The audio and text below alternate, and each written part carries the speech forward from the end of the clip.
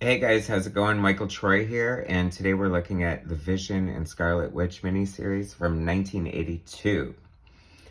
All right, so when this came out, I lost my mind. I was super young and super new to collecting comics, and I think I saw this at 7-Eleven, and I feel like I'm having a flashback, like maybe they had issues 1 and 2, because sometimes at the newsstand that would happen, and it was rare, but you would be able to get like a couple issues, because usually at the end of the month, they just, take them back and rip off their cover and return them, but that's why the whole direct market started and blah, blah, blah, things changed. And that's why comic books only sell thousands instead of millions now, but that's a whole different video. All right, so let's just talk about Vision and Scarlet Witch.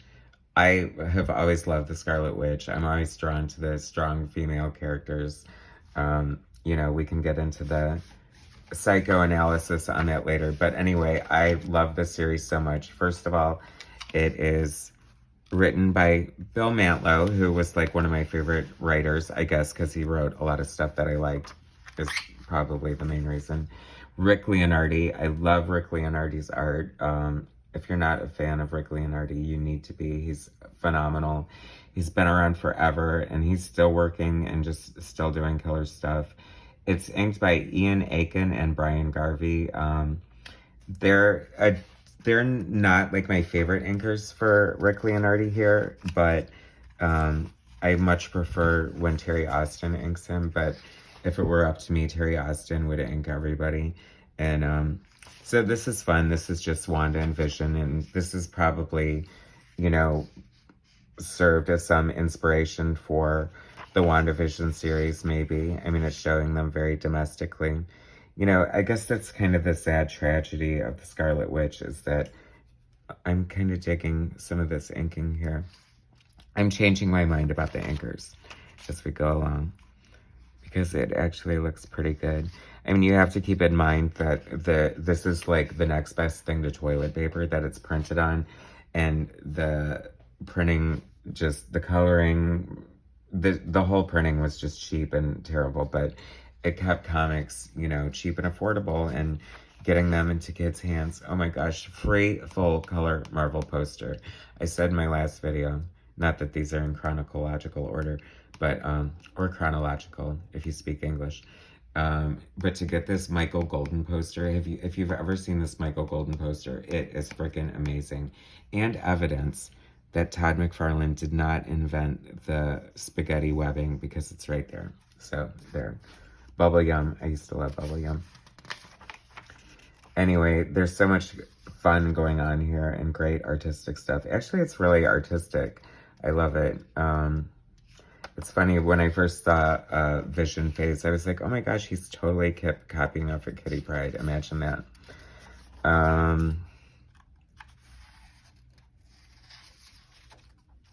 I wonder if this is as good as I remember, because I remember at the time it was freaking amazing and I just loved it. Yeah, I mean, some of the art's a little shaky with the inking, but for the most part, I don't know. I mean, I've seen Rick Leonardi's pencils before, and they're just gorgeous and amazing, but kind of loose, so very open for interpretation, I would say. It's kind of, see, that looks a little amateurish to me. I don't know. I remember that really grossing me out and freaking me out. Vision's weird melted arm.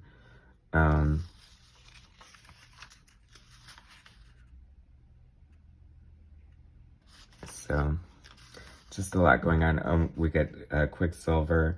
I don't know if it's still happening or whatever, but I had heard that because I don't read modern, especially like X-Men and stuff, but I mean, a lot of indies or special books, or just, like, I still follow certain artists like John Byrne, and luckily he's just doing free fanfic now, so I don't have to run out and buy his stuff, but I mean, I would.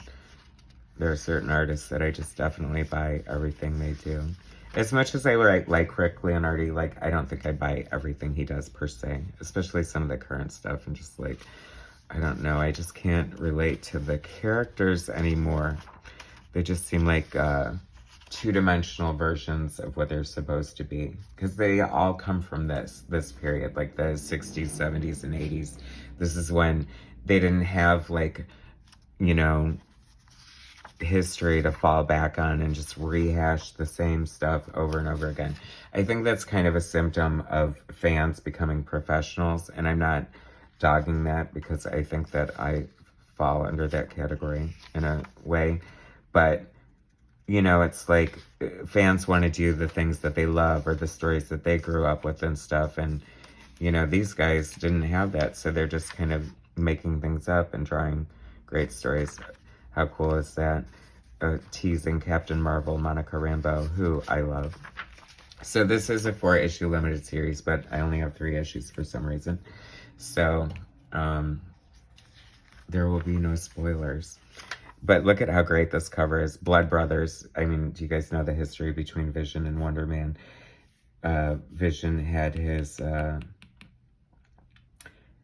brainwaves patterned after Simon Williams, and that's supposedly why he has a thing for the Scarlet Witch.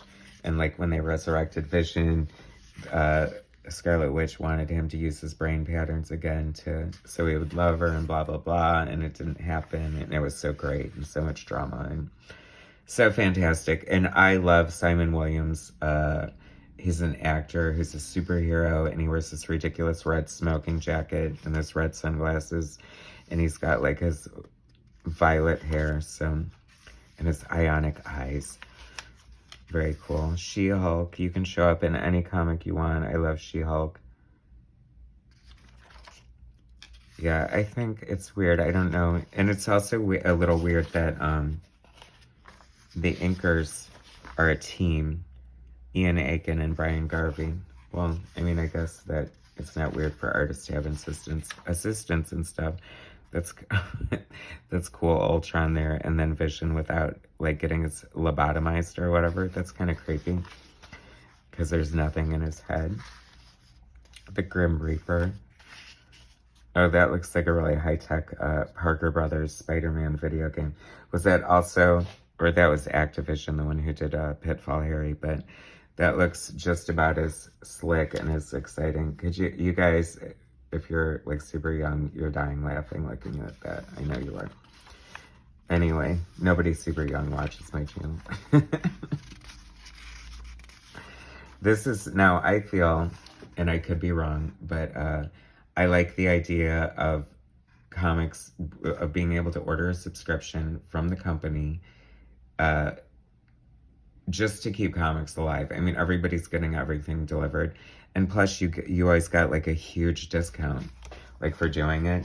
So, I mean, as 42 cents an issue as opposed to 60 cents an issue, people would buy and read more comics if they could do that. But the downside was I've had a few subscriptions, and I feel like a lot of times the book would show up like bent or just like mailed horribly. Like DC, they used to put them just like in this brown wrapper, so it was always screwed up. But then, like, I feel like when the Baxter format and stuff came out, they were like poly-bagged with a cardboard on the back of it to make it a little better. I mean, you got to give people some incentive, especially if you're a collector. You don't want the books showing up at your house like damaged. Really fun, cool art in here. I love the dynamic of Vision and Wonder Man, and this is just a really fun series. I highly recommend it. Oh, advertisement for New Mutants. How exciting was that? Anyway, so there's one more issue, but you're going to have to seek it out yourself if you want to find it. Unless I find it, and I'll finish up later. But so that was that. Vision and Scarlet Witch. Great miniseries by Bill Mantlo and Rick Leonardi. Check it out. Please subscribe to my channel. Thanks for watching. Hit like. Share my content, and I'll bring you some more later. All right, thanks, guys.